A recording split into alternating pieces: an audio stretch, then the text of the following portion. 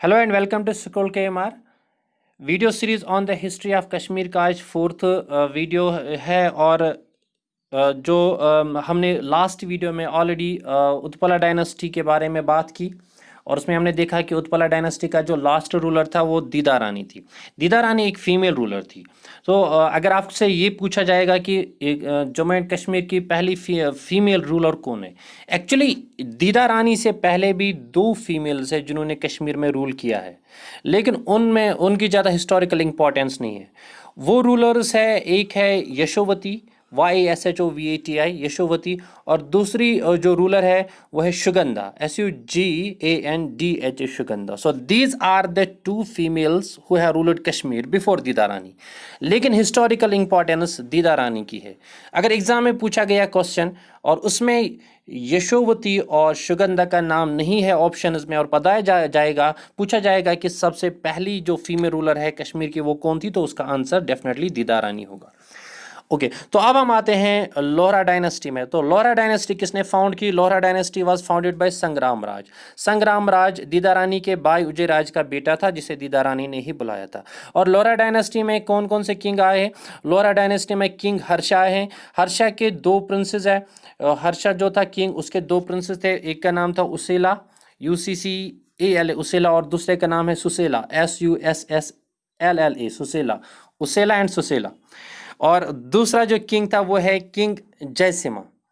सो उसेला, सुसेला और king Jayasimha, these are the rulers of king Harsha, king Jayasimha are the kings of Lohara dynasty. और उजेला और सुजेला ये princess है हर्षा के। और भी रूलर्स है इस डायनेस्टी के, जो और रूलर्स थे वो है किंग जयसिमा, जिसके जो मैंने कहा था, और किंग परमंकु, और king वेनिदेवा, Veniti Deva, VENITEDEV, Veniti Deva. So these are the kings, these are the rulers of the Lora dynasty. So यहाँ पे इंपॉर्टेंट क्या है लोरा डायनेस्टी में? लोरा डायनेस्टी में इंपॉर्टेंट बात यह है कि कल्हना ने अपनी राज तरंगी कंप्लीट की। कल्हना ने राज तरंगी अपनी इसी वक्त में कंप्लीट की जब किंग जयसिमा रूल करता था। लोरा डायनेस्टी का किंग जयसिमा का जब रूल चल रहा था, उस वक्त कल्हना ने अपनी राज तरंगी कंप्लीट की। दूसरा पॉइंट यहाँ पे इंपॉर्टेंट पॉइंट, और ये JKSSB में पूछा गया है ये क्वेश्चन, द ममलेश्वर टेम्पल वो कहाँ पे है? वो पहलगाम, जो पहलगाम है, पहलगाम के पास ही एक एरिया है और वहाँ पे ममलेश्वर टेम्पल है। और JKSSB में ये क्वेश्चन पूछा गया है कि Mamleshwar temple located at Pahalgam is dedicated to which lord? किस लॉर्ड के लिए ये डेडिकेट किया गया है? The temple is dedicated to lord Shiva. Important है यहाँ पे, ये टेम्पल डेडिकेटेड है लॉर्ड शिवा के लिए। और इसे किसने बनाया है? इसे बनाया है किंग, इसे कंस्ट्रक्ट किया है किंग जयसिमा ने। So king Jayasimha has constructed Mamaleshwar temple located at Pahalgam. So this was all about Lohara dynasty. Lohara dynasty में और ज़्यादा कुछ याद रखने की ज़रूरत नहीं है। तो आगे बढ़ते हैं हम। अब आते हैं हम देवा डायनेस्टी पे। लोहरा डायनेस्टी के बाद स्टार्ट हो जाता है देवा डायनेस्टी। सो देवा डायनेस्टी का एक्चुअली देवा कहाँ से ऑरिजिनेट हुए हैं? ये बंगाल से, बंगाल रीजन से ऑरिजिनेट हुए हैं और इनका रूल फैला है इंडिया में, और इनका रूल कश्मीर में भी फैला है। तो देवा डायनेस्टी स्टार्ट होती है 1171, यानी कि लोहरा डायनेस्टी जब ख़त्म हो गई 1171 में, लोहरा डायनेस्टी ख़त्म हो गई और देवा डायनेस्टी जो है वो स्टार्ट हो गई 1171 में। कल्हना ने राज तरंगी 1149 1150 के आसपास कंप्लीट की थी। ठीक है, फिर 1171 में ये जो देवा डायनेस्टी है वो स्टार्ट हो गई। देवा डायनेस्टी के रूलर्स कौन कौन से हैं? देवा डायनेस्टी के इंपॉर्टेंट रूलर्स में आते हैं युपादेवा, और उसके बाद जसाका, उसके बाद है श्री जगदेवा, उसके बाद है राजा देवा, संग्राम देवा, राम देवा, सिम्हा देवा, सुहा देवा, उदाना देवा।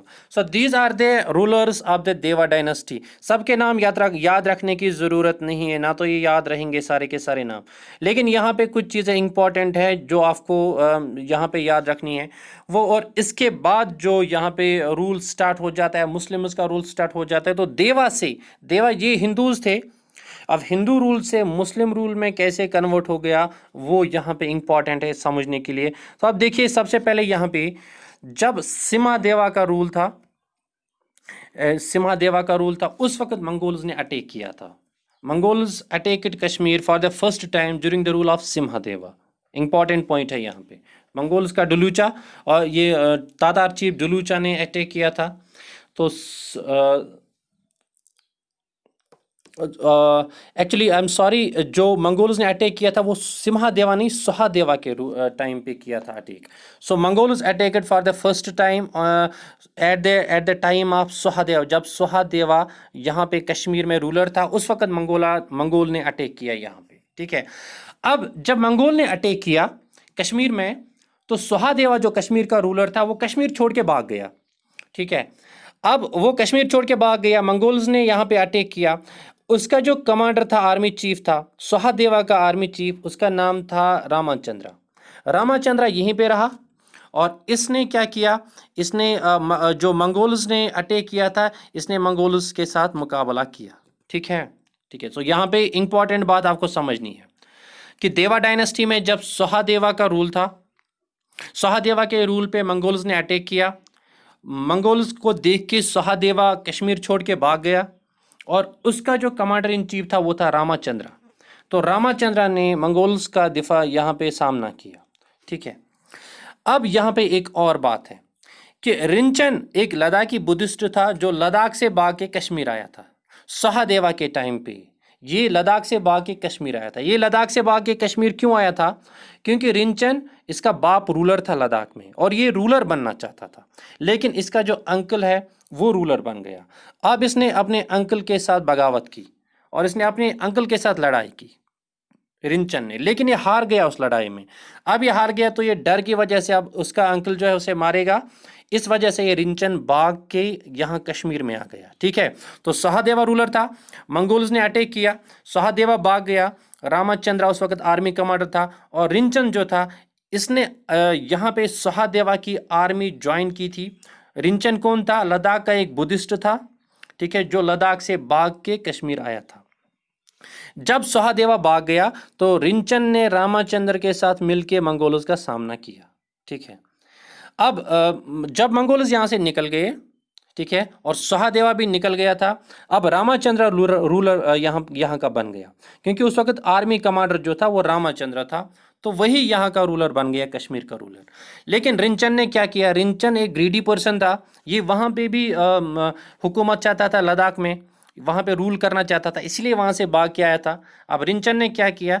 रिंचन ने रामचंद्रा को मार दिया। ठीक है, सो रिंचन किल्ड रामचंद्रा।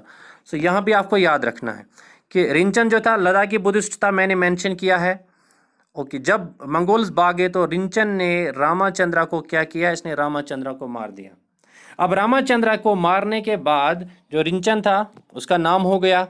ठीक है, अब वो आर्मी लीडर बन गया, आर्मी कमांडर बन गया। अब रिंचन ने क्या किया? इसने रामचंद्रा की बेटी कोता रानी के साथ शादी कर ली। ठीक है, सो रिंचन ने क्या किया? नाउ रिंचन मैरिड विद कोता रानी। कोता रानी यानी कि रामचंद्रा की बेटी थी, जो आर्मी कमांडर था कश्मीर का, उसकी बेटी कोता रानी से शादी कर ली और उसके बेटे यानी कि रामचंद्रा के बेटे कोता रानी के भाई को मिनिस्टर बनाया।